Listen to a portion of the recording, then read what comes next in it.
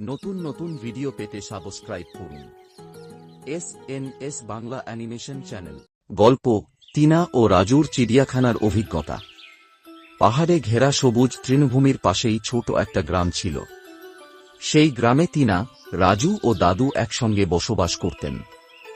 গ্রামটি প্রকৃতির সৌন্দর্যে পূর্ণ ছিল, কিন্তু শহরের কোনো কিছুর সঙ্গে তাদের তেমন পরিচয় ছিল না।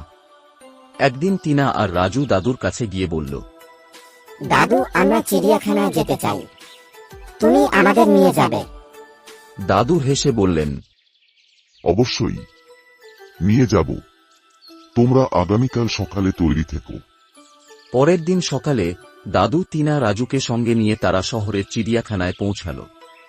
চিড়িয়াখানায় ঢুকে রাজু আর টিনা উত্তেজিত হয়ে এদিক ওদিক তাকাচ্ছিল। প্রথমেই তারা গেল বড় একটি খাঁচার সামনে। সেখানে একটি রাজকীয় বাঘ ঘুরে বেড়াচ্ছিল। টিনা দাদুর হাত ধরে বলল, দাদু, এটা কি? দাদু বললেন, এটা বাঘ, আমাদের জাতীয় পশু। এর শরীরের ডোরা দাগগুলো ওকে জঙ্গলে লুকাতে সাহায্য করে। রাজু বলল, বাঘটা কি খায় দাদু?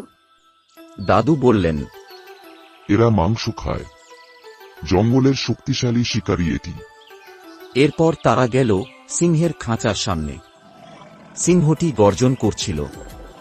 রাজু ভয়ে দাদুর পাশে লুকিয়ে পড়ল। দাদু, এটা তো অনেক ভয়ানক। দাদু হেসে বললেন, এটা সিংহ, পশুর রাজা।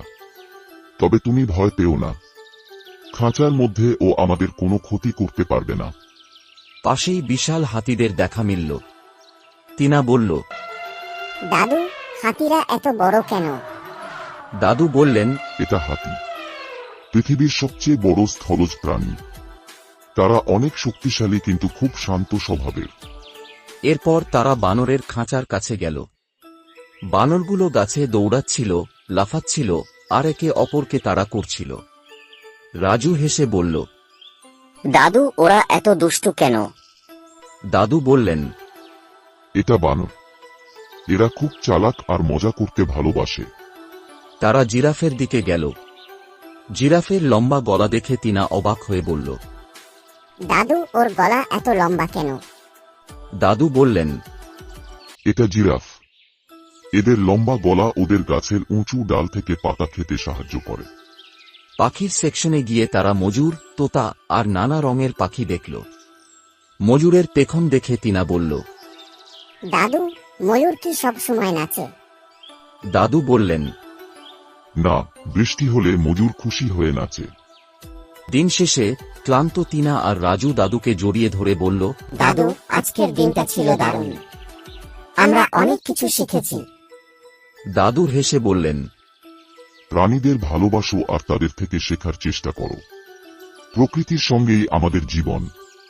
এইভাবে টিনা আর রাজুর চিড়িয়াখানার দিনটি রঙিন অভিজ্ঞতায় ভরা হয়ে রইল।